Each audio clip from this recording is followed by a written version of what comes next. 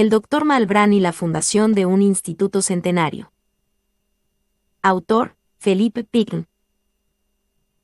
El hombre que le da nombre al Instituto Orgullo Nacional se llamaba Carlos Malbrán.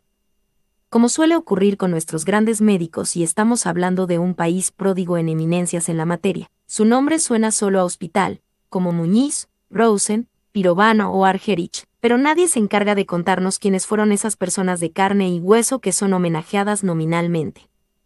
Malbrán era catamarqueño, más precisamente de Andalgalá, donde nació en 1862, el año en que Mitre asumía la presidencia y comenzaba la llamada Organización Nacional. Llegó a Buenos Aires y cuando cumplió 20 años ingresó a la Facultad de Medicina y se doctoró 5 años más tarde con una tesis sobre el cólera, una enfermedad frecuente en aquellos tiempos de pésimas condiciones sanitarias, a pesar de las mejoras que comenzaron a implementarse, lenta y portuariamente, desde la peste de fiebre amarilla de 1871, que sobrevino después de una gran epidemia de cólera que asoló al país y a la región entre 1868 y 1869. Malbrán comenzó a trabajar en hospitales desde su época de estudiante y se interesó particularmente en los trabajos de Louis Pasteur sobre las infecciones de origen bacteriano. Los dio a conocer desde sus escritos, en sus clases en la facultad y entre sus discípulos en los centros de salud. En 1888, fue enviado a Europa por el gobierno argentino a especializarse en su materia y pudo capacitarse en los principales centros de investigación de Alemania y participar en simposios y congresos. Cuando volvió a Buenos Aires, comenzó su paso por la gestión pública en áreas vinculadas con la salud, como la inspección de higiene de la capital, sin abandonar su tarea académica, ahora como director del Instituto de Anatomía Patológica de la Facultad de Medicina. Tras colaborar en Paraguay en la lucha contra la peste bubónica, la misma de la pandemia que había asolado a Europa entre 1437 y 1451, volvió a viajar al viejo continente, esta vez para estudiar con el futuro Premio Nobel de Medicina Emil Adolf von Behring.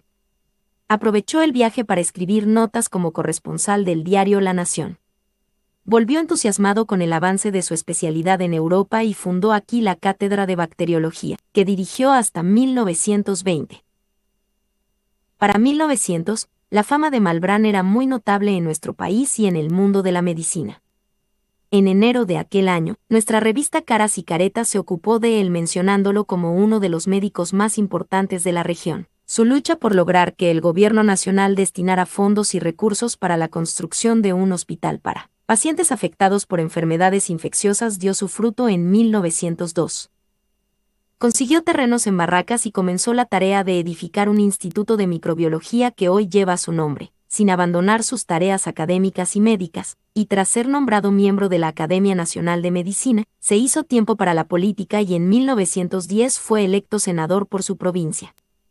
Su tarea legislativa se centró en impulsar leyes vinculadas con la salud pública, que no siempre encontraron el debido eco ni la aprobación en el marco de aquella Argentina manejada por los conservadores. Para entonces, Malbrán era uno de los científicos más reconocidos en el país y en el exterior, convocado para decenas de congresos y asesorías médicas en Europa y América Latina.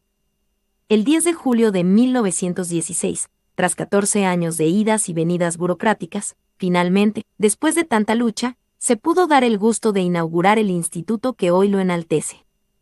Dejando una obra enorme, partió de este mundo el 1 de agosto de 1940. Sus colegas del Instituto Malbrán lo honran cada día, silenciosamente, en medio del menosprecio de los partidarios de sí mismos, como los llamaba Belgrano, la indiferencia de otros y la admiración de quienes reconocen en ellos, en los trabajadores de los servicios de salud de todos los niveles, a los héroes de estos tiempos.